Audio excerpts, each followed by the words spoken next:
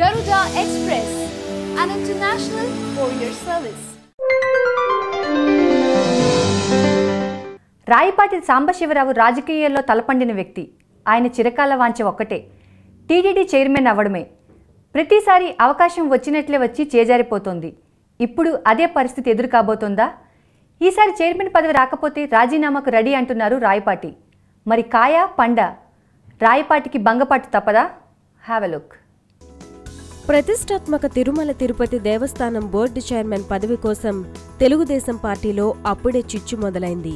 Chairman పదవి తనకే ఇవ్వాలని ఎంపీ రాయపాటి సాంబశివరావు పట్టుబడుతున్నారు.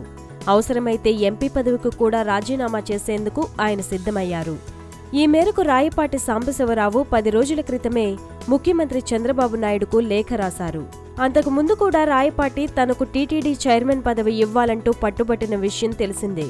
కాంగ్రెస్ పార్టీలో ఉన్నప్పుడు కూడా తనకు దక్కుతుందనుకున్న టీటీడీ చైర్మన్ పదవి పశ్చిమ గోదావరి జిల్లాకు చెందిన నాయకుడు కనుమూరి బాపురాజుకు దక్కడంతో అప్పట్లోనే ఆయన పార్టీ వీడాలనుకున్నారు.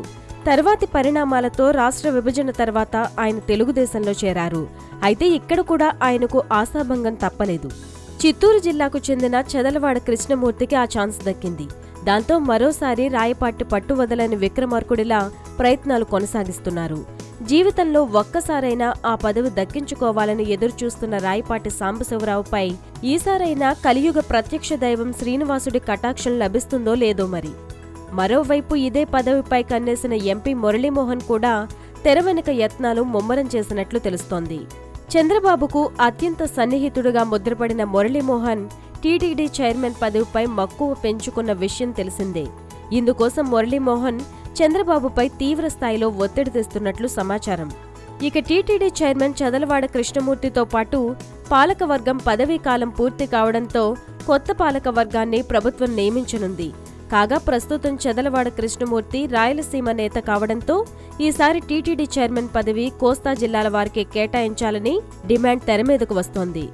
మరి వెంకన్నస్వామి ఎవరిని కరుణిస్తాడో చూడాలి.